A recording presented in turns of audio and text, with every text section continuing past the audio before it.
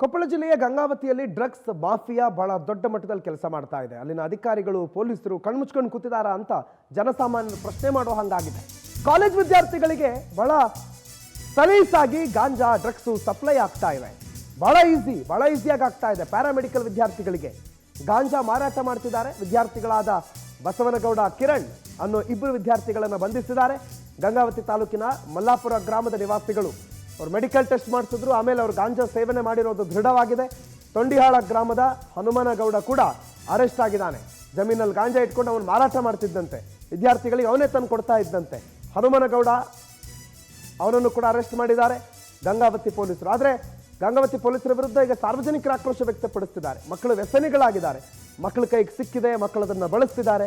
ನೀವೀಗ ಕರ್ಕೊಂಡೋಗಿ ಅವರನ್ನು ಜೈಲಿಗೆ ಹಾಕ್ತಾ ಇದ್ದೀರಿ. ಇದನ್ನು ಕಡಿವಾಣ ಹಾಕಬೇಕಾಗಿರೋ ನೀವು ಯಾಕೆ ಕಡಿವಾಣ ಹಾಕಿಲ್ಲ ಅಂತ ಗಂಗಾವತಿ ಪೊಲೀಸರ ವಿರುದ್ಧ ಸಾರ್ವಜನಿಕರ ಆಕ್ರೋಶವನ್ನು ವ್ಯಕ್ತಪಡಿಸ್ತಾ ಇದ್ದಾರೆ.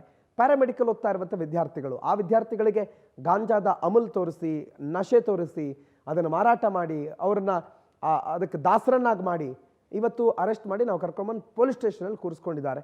ಮಕ್ಕಳನ್ನು ಈ ರೀತಿ ಹಾಳು ಮಾಡ್ತಾ ಇರುವ ಜಾಲವನ್ನು ನೀವು ಎಸಿರಿ, ಮಕ್ಕಳನ್ನು ಅರೆಸ್ಟ್ ಮಾಡೋದು ಮತ್ತೆ ಈ ಜಾಲ ಕೊಪ್ಪಳಕ್ಕೆ ಎಂಟ್ರಿ ಕೊಡದೇ ಇರೋ ಹಂಗೆ ನೋಡ್ಕೊಳ್ಳಿ ಅಂತ ಗ್ರಾಮಸ್ಥರು ಆಕ್ರೋಶ ವ್ಯಕ್ತಪಡಿಸಿದ್ದಾರೆ.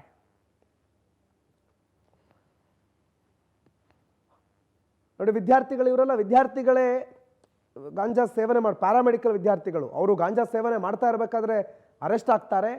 ಅರೆಸ್ಟ್ ಆದ ನಂತರ ಅವರನ್ನು ಮೆಡಿಕಲ್ ಟೆಸ್ಟ್ ಮಾಡಿದಾಗ ಕನ್ಫರ್ಮ್ ಆಗುತ್ತೆ. ಆಮೇಲೆ ಅವರನ್ನೇ ಕೇಳ್ತಾರೆ, ಯಾರಪ್ಪ ನಿಮಗೆ ಕೊಟ್ಟಿದ್ದು ಅಂದರೆ, ಈ ಕಡೆ ಕಾಣಿಸ್ತಾರೆ ನೋಡಿ ನಿಮ್ಮ ಟಿವಿ ಸ್ಕ್ರೀನ್ ರೈಟ್ ಸೈಡಲ್ಲಿ, ಹನುಮನಗೌಡ ಅಂತ, ಇವರೇ ನಮಗೆ ಕೊಡೋದು ಅಂತ ಅಂತಾರೆ.